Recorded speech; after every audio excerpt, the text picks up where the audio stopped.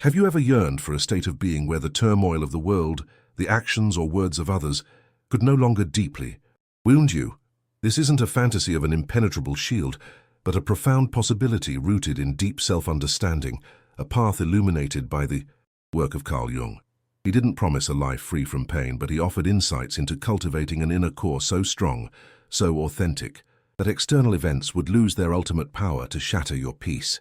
Carl Jung once said, "The privilege of a lifetime is to become who you truly are." This journey of becoming, what he termed the process of individuation, is central to building such profound inner resilience. Today, we explore 6 transformative principles, drawn from Jung's vast psychological landscape, that can guide you toward this unshakable inner wholeness. This isn't about erasing vulnerability, but about transforming it into strength, understanding that true invincibility comes not from avoiding life's blows, but from meeting them with a fully integrated and conscious self.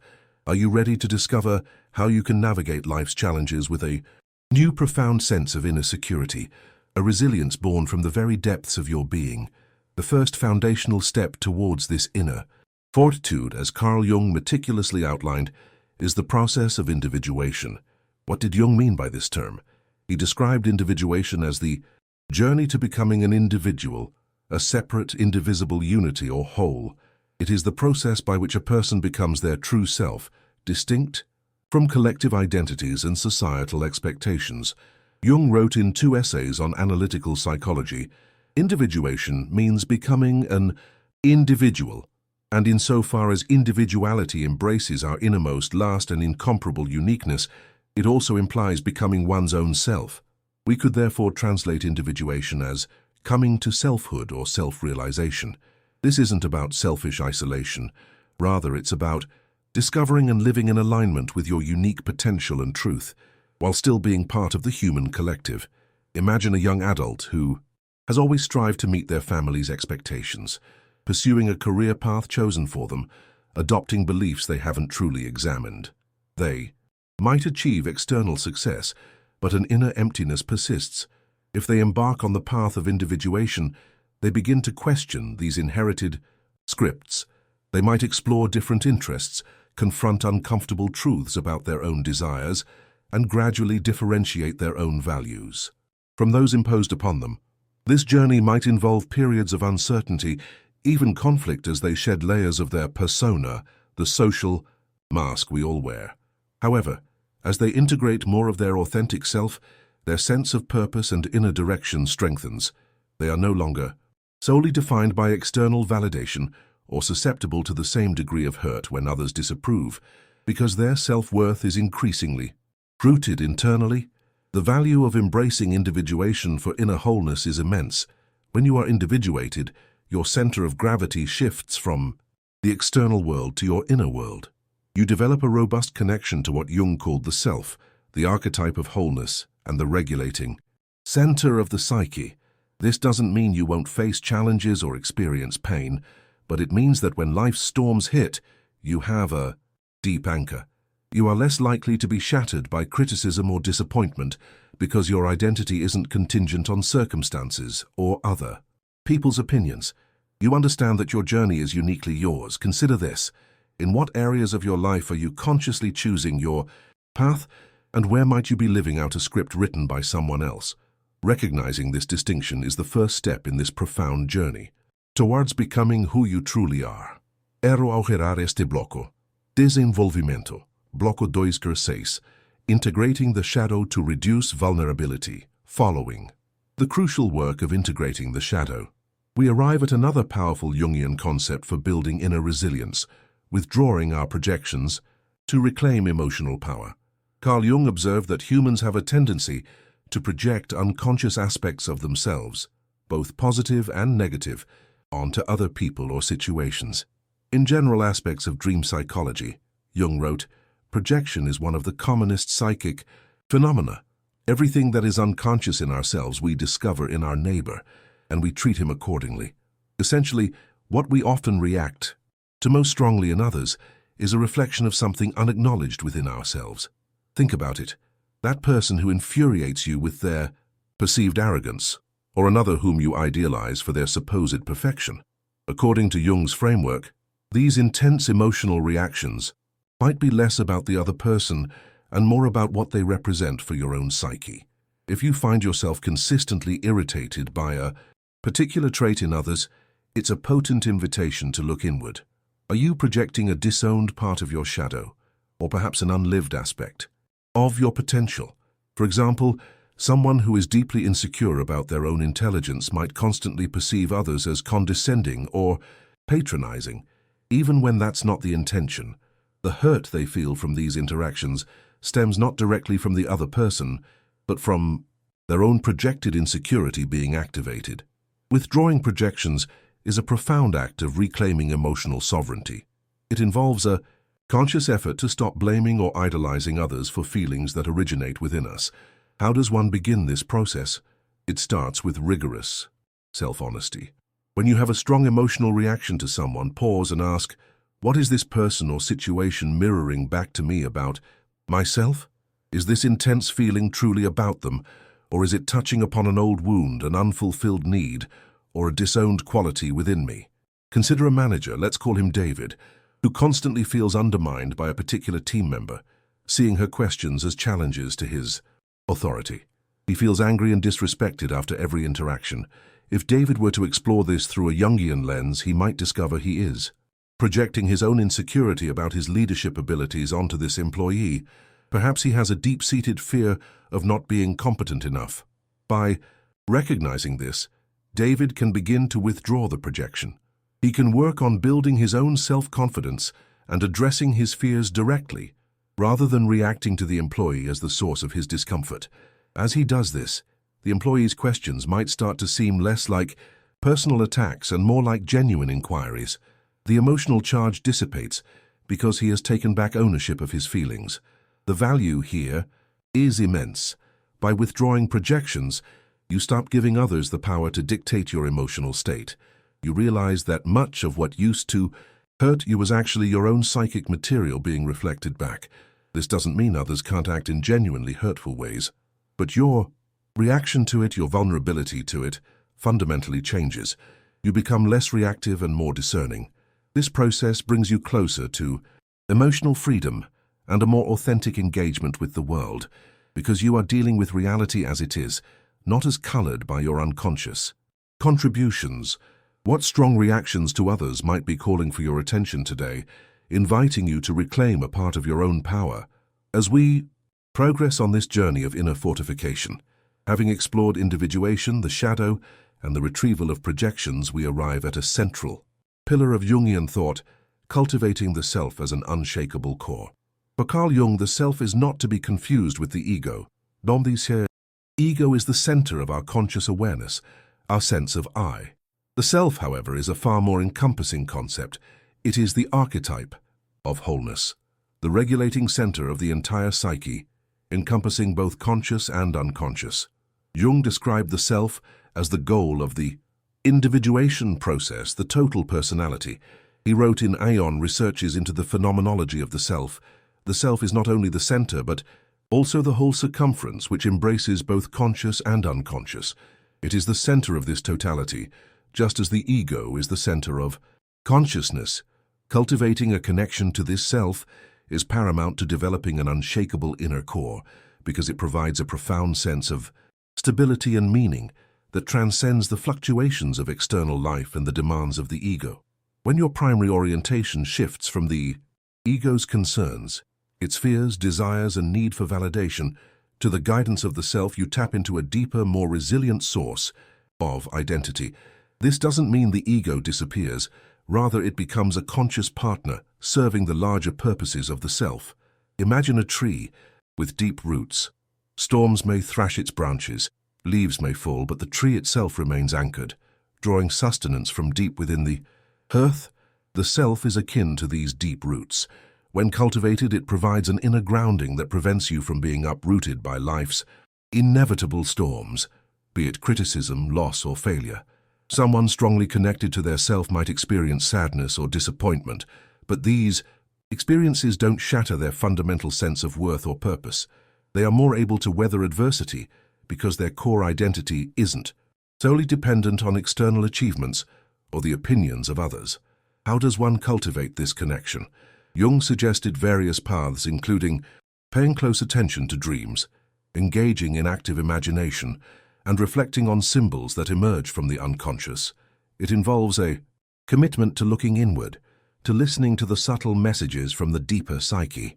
For instance, a person feeling lost or unfulfilled despite external success might, through dedicated journaling or dream analysis, uncover recurring symbols or feelings that point towards a neglected passion or a more authentic way of living. By consciously engaging with these inner promptings, they begin to align more closely with the self. This alignment fosters an inner knowing, a quiet confidence that is not easily shaken. The value of this cultivation is the development of an inner sanctuary, an unshakable foundation of being. It's the difference between a ship tossed helplessly by the waves and a ship with a skilled captain, and a strong keel able to navigate even the roughest seas. This inner core doesn't make you impervious to pain, but it changes your relationship to it. Pain becomes information, a signal rather than a force that defines or destroys you. What practices or moments of quiet introspection currently allow you to sense this deeper, more stable part of yourself, and how might you nurture that connection further? Our exploration now leads us to another critical aspect of Jungian psychology for building resilience, understanding our complexes to master emotional reactions. Carl Jung was a pioneer in identifying and exploring the concept of complexes. He described them as emotionally charged clusters of associations, thoughts, feelings and memories that reside in the personal unconscious. As Jung stated in a review of the complex theory, everyone knows nowadays that people have complexes. What is not so well known, though far more important theoretically, is that complexes can have us. This insight is key. When a complex is activated or constellated, it can overpower the ego, leading to disproportionate emotional reactions and compulsive behaviors. We essentially lose our conscious control and act out of this unconscious emotional nucleus. Think of a complex as a kind of splinter personality, or an emotional button. When something in the external world, a word, a situation, a person, presses that button, the complex erupts, often with an intensity that surprises even ourselves.